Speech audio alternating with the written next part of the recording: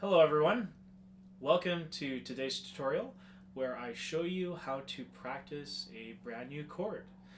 And the chord I will be demonstrating is G minor. I will be doing just a 3-note chord, or what's called a triad. And let's begin by first identifying the key signature and any notes it affects. In this case, it's B flat. Okay? I like to start with the solid chord because it gives you an idea of the entire chord shape instead of doing it broken and you're only seeing the note come one at a time. Okay? So, I'm going to start with the left hand and I'm going to review the fingerings. The fingering you want to review is the finger that plays the middle note of each chord. Okay? So, it's going to be 3 on the B flat, 3 on the D, 2 on the G, and 3 on the B flat. Okay? Now, I'm going to go over some strategies of how to go about learning the chord for the first time. What you want to notice is that the middle note and the right note are going to be part of the next chord when you go up. Okay? And the bottom note, which is G, is going to end up going to the top. And that's what's called an inversion. Okay, I won't go into the music theory of that right now, but to play the next inversion or the next chord, the bottom note goes to the top. Okay? So it's going to be helpful for you to visualize the middle note and the rightmost note being part of the next chord. Okay? And what you can do to help you do this is you can hold the middle note and the second note with another hand. You can't really see this very well, but you play the next chord with those two notes being held. You let go of your hand, and you play the next chord, right? And then I would do the same thing. I would put my finger on the middle on the rightmost note, which is D and G, move my hand, move the other hand out of the way, and play the chord. That's a trick I show my students in person to help them learn the chord for the first time. Okay? But once you are able to move past that, you can just remember these notes, whether if you put like an imaginary marker on them when you go to the next chord, whatever helps you. Okay?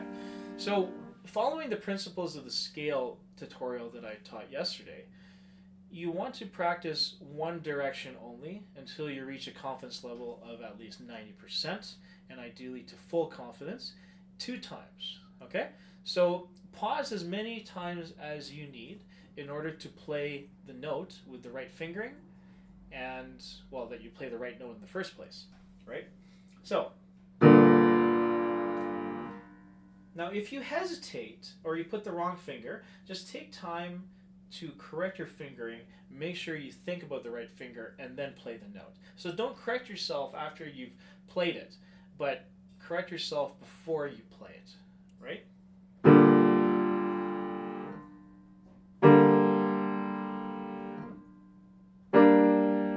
You're going to notice I'm incorporating a lift for my wrist. Now, why do we do that? So the lift is important because it's akin to the follow-through when you play a racket sport. Okay? So when you play a racket sport and you say you're playing tennis and you do a backhand, you don't stop when you hit the ball, but you follow through so that you release the tension. That's the reason we're going to be lifting from the wrist, because it allows you to release the tension before you play the next chord. You can see the difference between playing like this with a very locked wrist as opposed to lifting from the wrist first.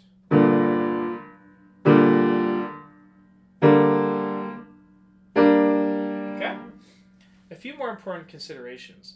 It's important that you don't play the chord as you land in case you play the wrong note, and it's just not a good practice to do that. But instead, you should land on the note, then play it. Lift from the wrist, land, then play. Lift from the wrist, land, then play. Okay? Once you do it in one direction 2 times correctly with full confidence, then you can practice the descending version. Again, review your fingerings. And and make sure that you are using finger 2 on one of the chords. Okay? This fingering chart that you see to the right of the screen is very helpful, and you use it to check the fingerings that you're using for the chord. Okay? So now let's say you're at the point where you played 2 times going up correctly, 2 times going down correctly. Your next aim is to play it up and down 2 times correctly without the metronome. And I will explain in another video how to play the chord with a metronome, but for now, just focus on getting the correct notes and playing it ascending and descending correctly. That's the solid portion. Now let's move on to the broken. So the broken chord, you play one note at a time. And what's really helpful when you first start learning the chord is to pause on the 3rd note so that you can think about the fingerings of the next chord. Okay, so I'm going to show you how that works. Okay, now I'm going to place my pinky on the B flat, and I'm going to think finger 3 will play this D. I'm going to pause on the thumb. Finger 5 will play the D. Finger 2 will play the G. Pause on the B flat. Shrink your hand. Finger 5 plays the G. Finger 3 plays the B flat. Okay.